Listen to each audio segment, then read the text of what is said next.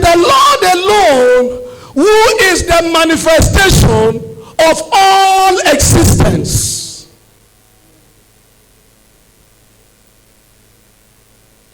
It's not only the manifestation of all the existence, he is also the controller of all manifestations.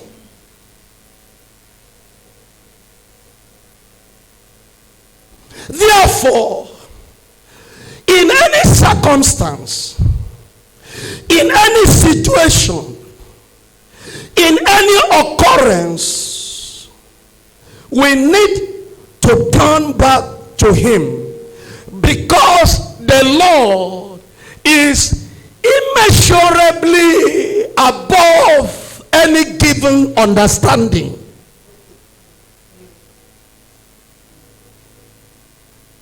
Are you hearing me? Yes, the Lord God that we serve is immeasurably above any given wisdom or understanding of any personality found within and outside the universe.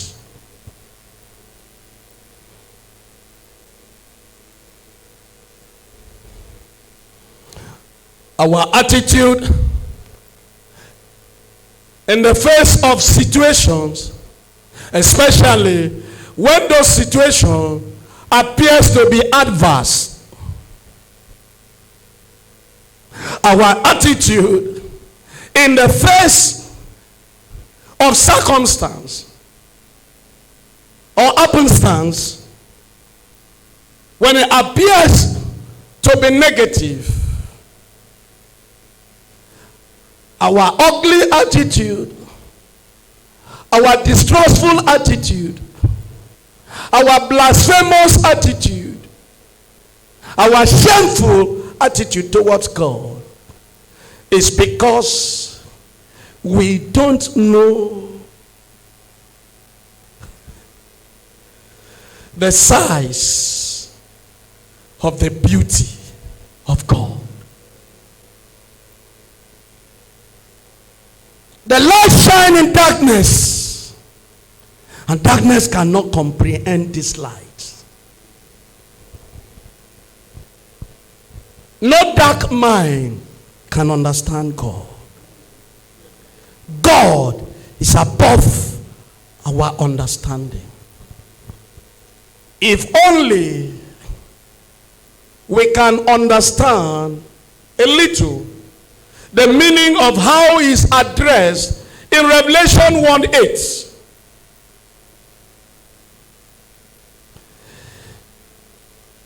If we can catch the glimpse of the meaning of his description, the meaning of his name in Revelation 1:8, our pride will be humbled.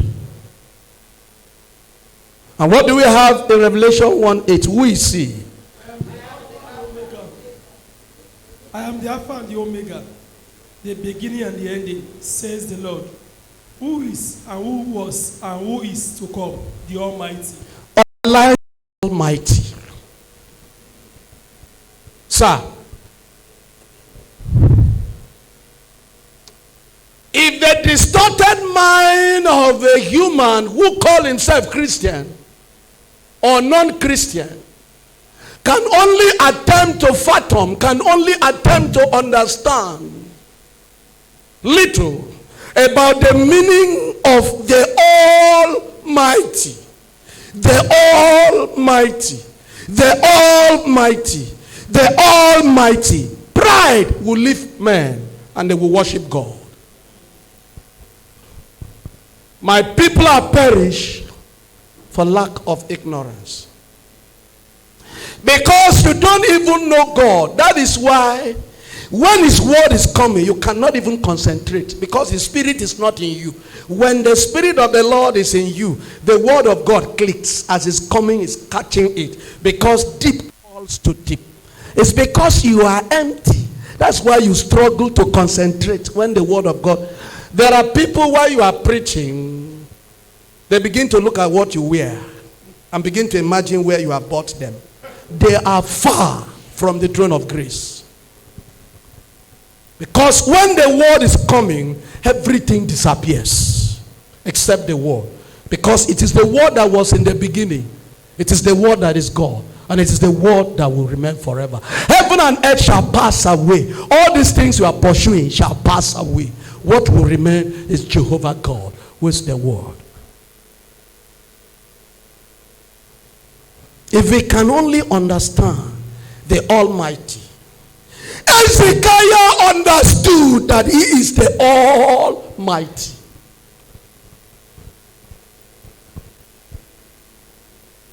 Children of God, hear me and hear me again. Sir, there is no worse situation on earth. There is no death end except death sentence divine. When God has pronounced death sentence on a man, the chapter is closed in this life and the life to come. But Hezekiah understood that he is the Almighty. He can change his mind if only there is a man that can move him.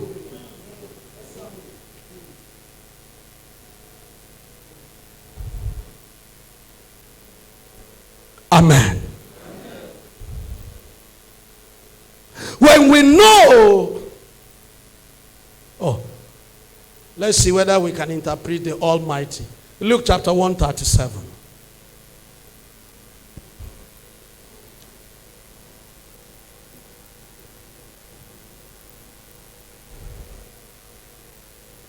Luke 1:37.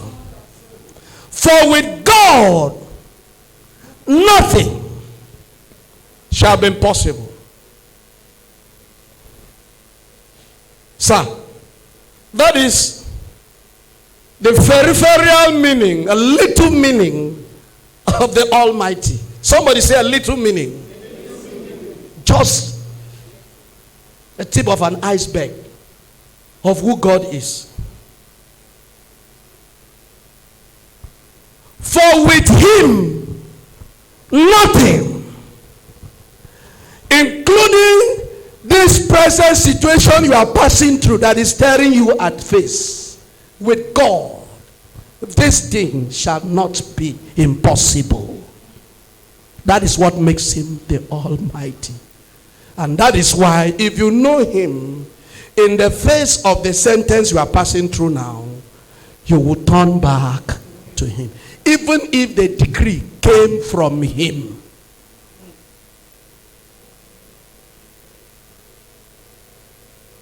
What of 18:27 of Luke?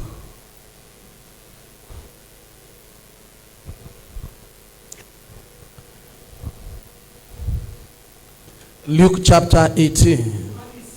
And he said, These things which are impossible. These things which are impossible. These things which are impossible. With men. With who? With men. With who? With who? Are possible with God. These things which are impossible with man. Somebody say with man. Say with man. Sir, when you think of man, you think of education. When you think of man, you think of philosophy. When you think of man, you think of psychology. When you think of man, you think of politics. When you think of man, you think of medicines, drugs, and doctors. When you think of man, you think of culture and tradition and the powers they invoke. When you think of man, you think of etc., that emanates from within the wisdom of man. Now, thus says the Almighty, everything that is impossible for the doctor, medicine, psychology, philosophy, sociology, etc., is not impossible with the Almighty. That is why when medicine and doctor and general hospital fails, they fail, turn to the Almighty. For with the Almighty, nothing. When your uncle who is in the position, in the politics, fails you, turn to the Almighty. For what was impossible with your uncle is not impossible with the Almighty. Hezekiah knew this. Children of God, the things written in the scripture, they were written. The story of Hezekiah was written as example for us, we, that this end time of the absence of the truth of God has set upon. So we are in the time that there is no truth of God. We are in the time of darkness. And if anybody is ready to walk in light, carry this book and walk with this book.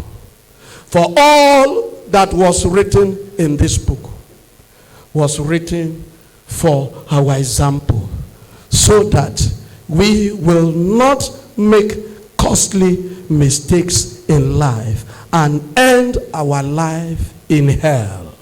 It is not beautiful for a man to leave hell and enter hell. 1 Corinthians 10:11. 1 Corinthians 10 and verse 11. Now all these things happen unto them. For what? For examples.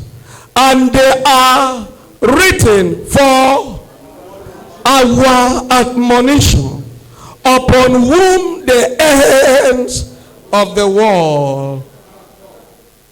2 Peter 2:6. If you don't remember any other story in the scripture, remember the story of Hezekiah. That they gave him death sentence, divine, and yet he turned back to the giver of that death sentence. For nothing is above the one that is from above. Amen. There are people here as I'm talking now. There's somebody here, her mind is not in what I'm preaching, but what she heard somebody said about her. Is that one not missing the blessings of God? Is that one not wasting her time today in this place? In the beginning was the Word. The Word was with God. God is the Word. If you will miss anything, don't miss the Word. For when you miss the Word, you have missed all. Trials and temptation will come. Persecution is waiting for you, even after now, to test the word you have. I pray you will pass the examinations of God. Because without you passing the examination, there's no promotion. 2 Peter 2:6. And what does it say?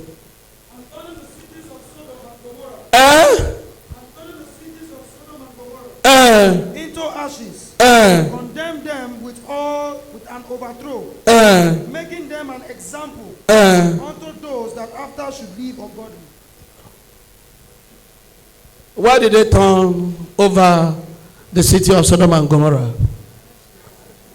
Why did they turn over the city of Sodom and Gomorrah? As an example of those in this generation that will not, whether we like it or not, this wall will be folded up with fire. It's a matter of time. Heaven and earth shall pass away.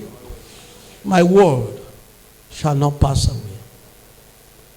Scriptures cannot be broken because the word of God is settled, having the seal. Hezekiah, just like King David, turned back to God because he's the Almighty. You know the one of the King David? Prophet Nathan went to King David and said, look, David, you have done foolishly. And he narrated what he has done to David. And before David began to plead, Nathan said, no. The case is concluded. He said, I should tell you, famine, war, or disease. Choose one. That is the sentence against you. And David said, prophet of God, tell him I have chosen to fall into his hands because he's merciful. And God said, what shall I do with David?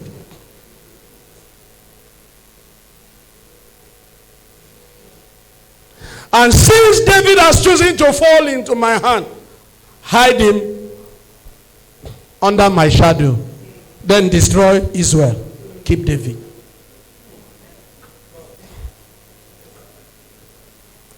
About 70,000 people died on behalf of David. Because when he received the sentence against him, he knew where to turn to. He did not rebel. He did not blaspheme. He did not accuse the law. He knows it's the Almighty. But he looked for how to seek his mercy. He said, tell him, let me fall into his hands. And he fell into his hands. And he was spared. In fact, it was because of him that cried.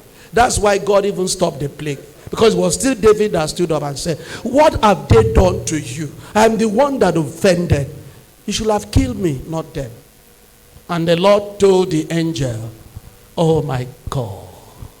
It is written.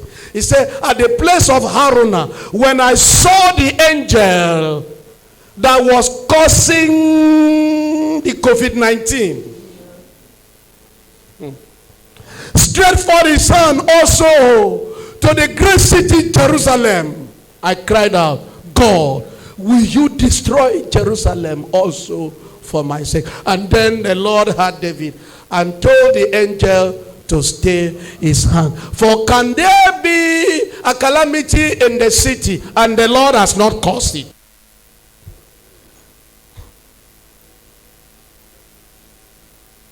Come on. Whatsoever is the case, turn to him. Don't turn to complaining. Don't turn to blasphemy. Don't turn to backsliding. Don't withdraw your services before God. Whatsoever is the trial and temptation, return to him in more prayers, in more praises, in more services. Tell him that, Baba, in my city, I have seen calamity. But hear this. There can be no calamity in the city, and you are not the cause. That's why let me remain in your hand.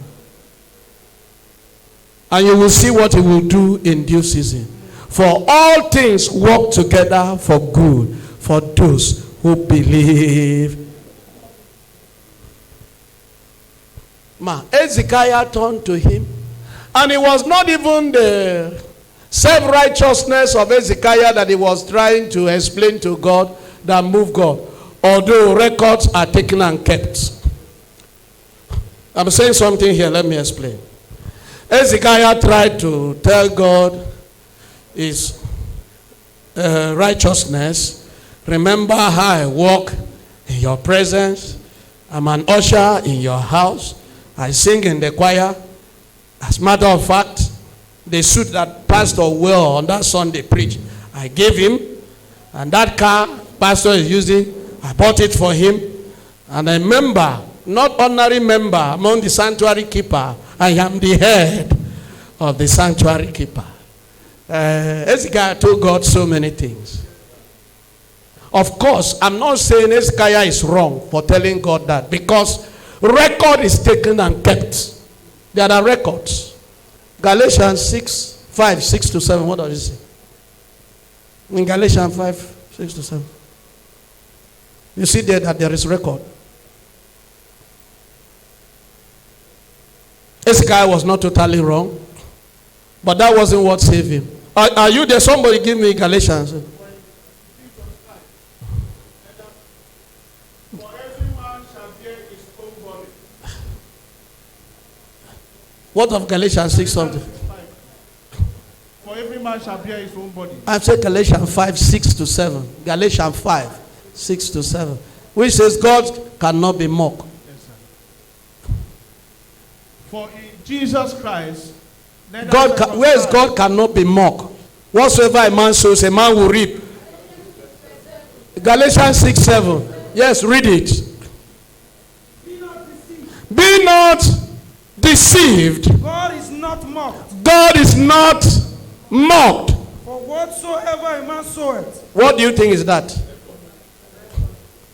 As you are sowing, they are recording it. Whatsoever you are doing here in the house of God, they are recording it. Look at Acts 10:4. Acts 10. So Hezekiah should not totally be blamed by trying to present his record before God, because records are taken and kept. However, it wasn't the record.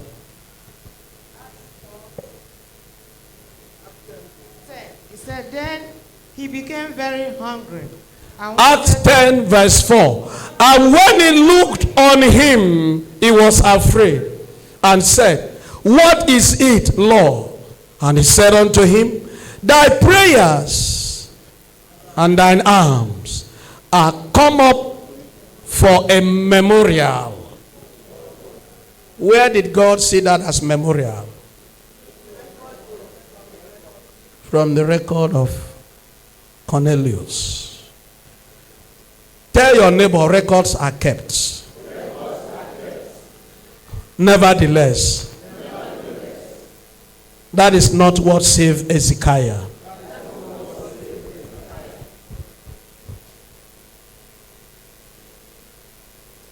What actually really saved Hezekiah is that Hezekiah, at the feet of him who is compassion epitomized, he knows how to weep. Hezekiah knows how to weep at the feet of compassion. God does not have compassion. God is compassion himself. And Hezekiah knows what? Hezekiah knows how to weep at the feet of compassion, because Hezekiah knows more about Lamentation 3:20. What do we have in Lamentation 3:20? I love it when everybody's opening the scripture and you are reading.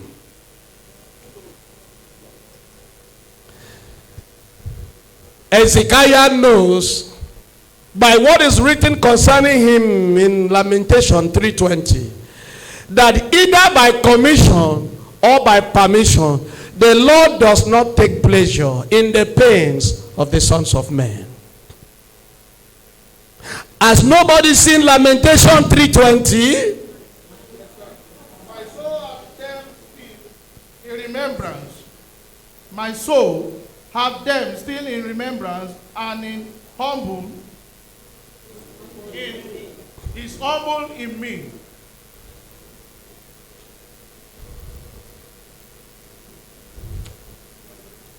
Amen.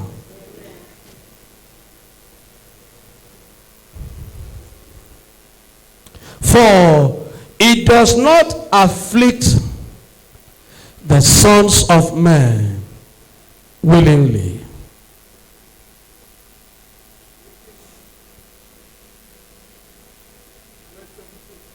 Verse 22. It is of the Lord's mercies that we are not consumed, because his compassion faileth not.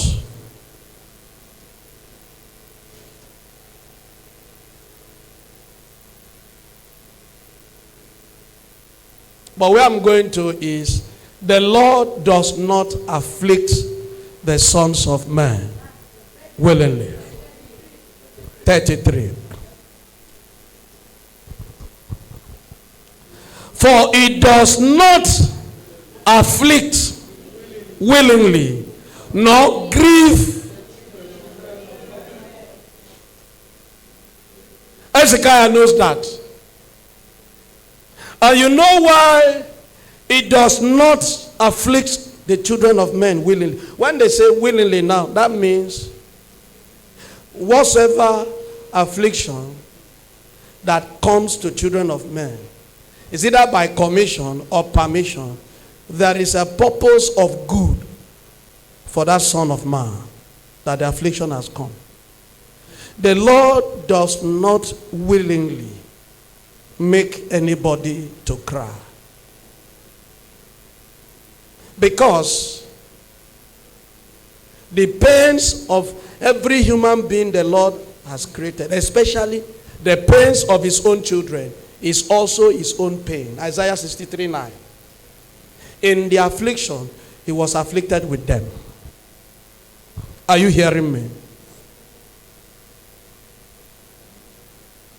The pains of the children of God is also the pains of God. In Isaiah 63, verse 9, here it is written, in all the affliction he was afflicted, and the angel of his presence saved them. In all the affliction he was what? He was what? Look at Psalm 22:24. Psalm 22, verse 24.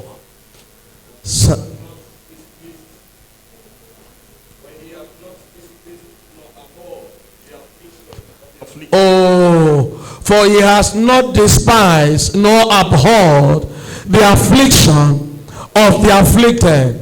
Neither hath he hid his face from him. But when he cried unto him, he heard.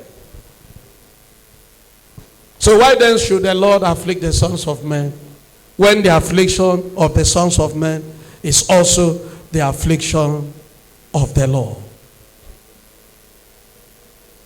Amen. That is why Hezekiah knew how to weep at the feet of him who is compassion.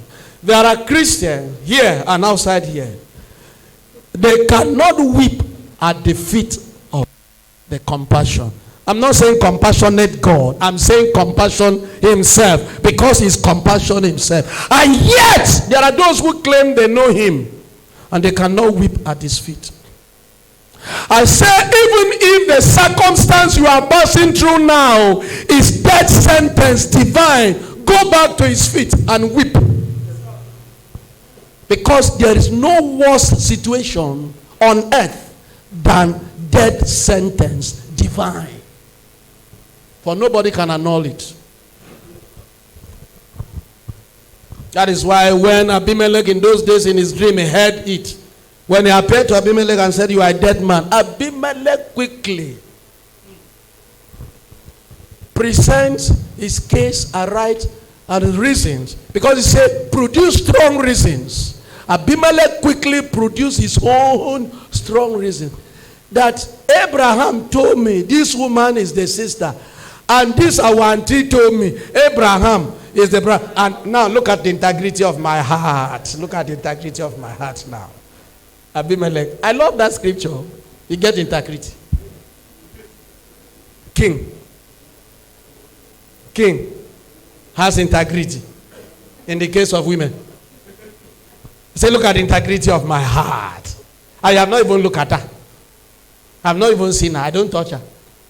And the Lord told him, shut up. It was me that withheld your spirit from considering her. Because I will not even come to warn you in the dream. I kill you immediately. For she is the wife of a prophet. Touch not the anointed, and do the prophet.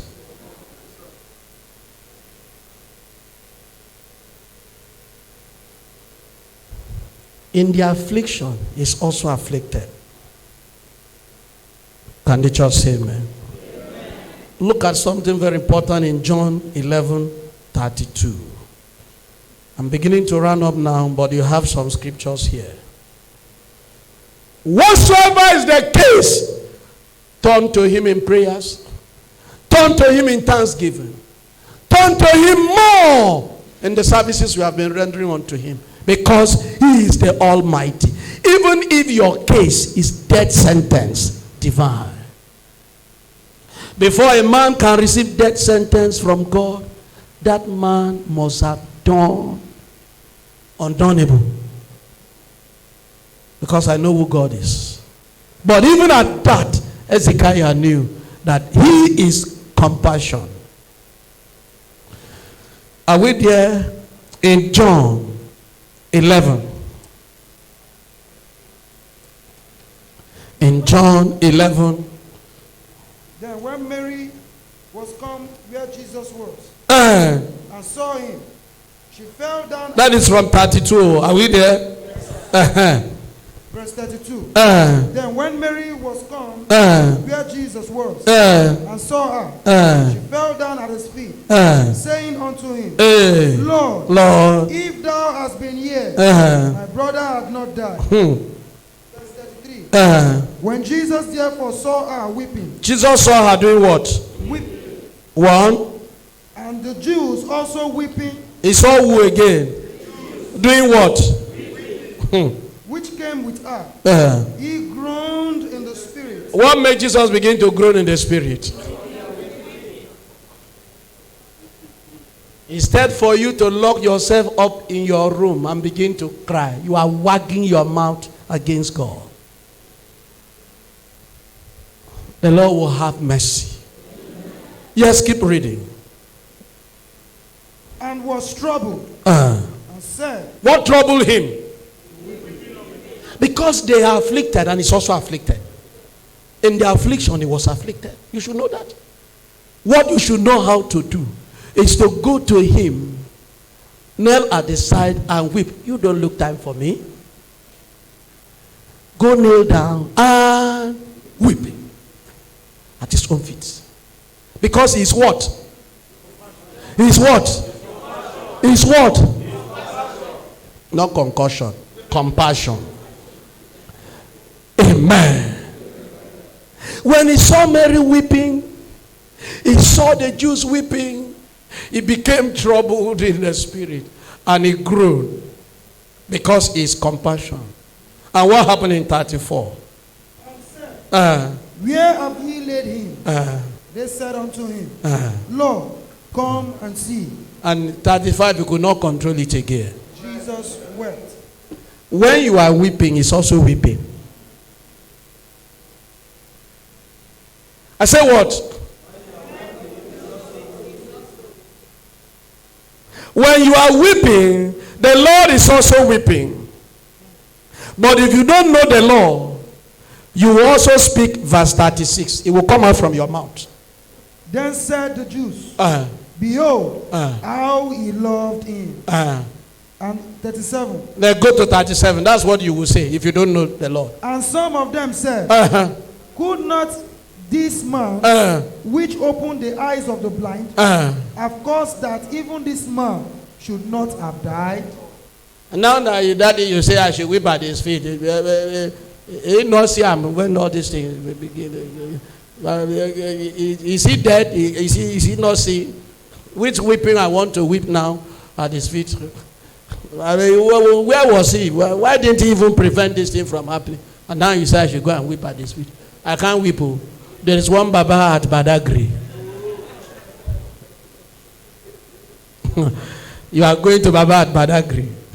You have gone to dig a pit to fill a pit. A pit is empty. Except the Lord builds the city, they labor in vain, those that are building it. Except the Lord watches over the city. Those who stay awake, they stay awake in vain. It is not good for a man to rise up early and go back late, eating the bread of sorrow. Wait for God. Pass through your trials. Pass through your temptation. He weeps when you are weeping.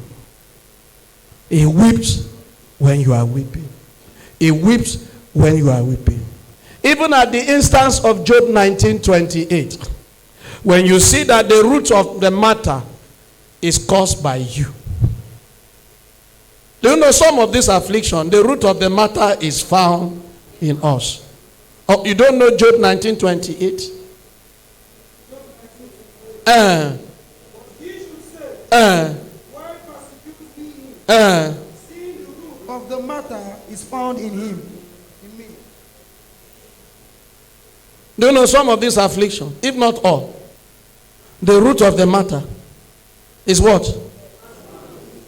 That's why we are saying, at the instance of this Job 19:28, let John, 1 John 3:20 prevail. When you find yourself at the crossroad of Job 19:28, let 1 John 3:20 do what? 1 John 3:20. For if our heart condemn us, God is greater than our heart, and knoweth all things.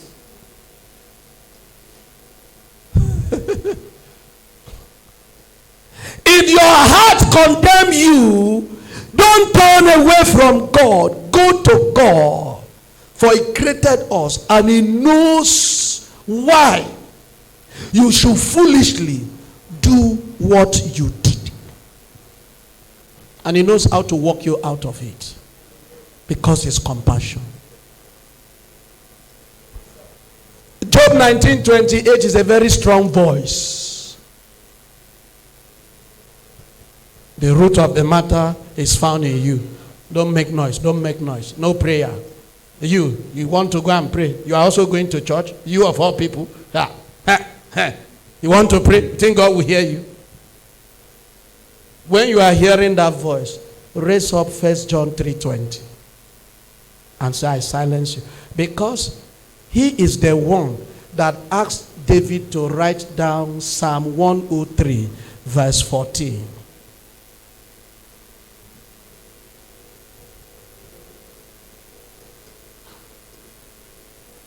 Is the church hearing the wisdom of God this morning? And what do we have in Psalm 103 verse 14? Verse 14. For He knoweth our frame. He knows our frame. He remembered that we are dust. Can anything good come out of dust? And because He knows our frame, and He remembers that we are dust, that is why He gave the last warning in Romans 8:33-34. That is the last warning. Let powers and principality hear. Let Satan hear that warning. Romans 8:33-34. And let those who have ears to hear the warning.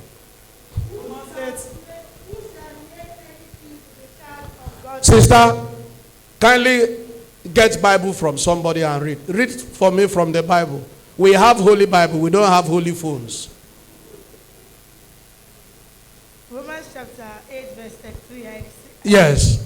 Who shall lay anything to the charge of God's elect? Who shall lay anything To the charge of God's elect, of whom Christ has died for? Listen, Satan cannot accuse you again. Nobody can lay any charge against you. Even when the voice of your heart is speaking to you that you are not qualified for this blessing that is coming, tell that voice, shut up. You cannot lay charge against me. Why? It is God that justifies. Who is He that condemneth? He knows how to justify me. Who is He that can condemn you, that you are not qualified for your expectation? It is Christ that died. It's Christ that died. Yea, rather, And do you know why Christ died? Do you know why Christ died?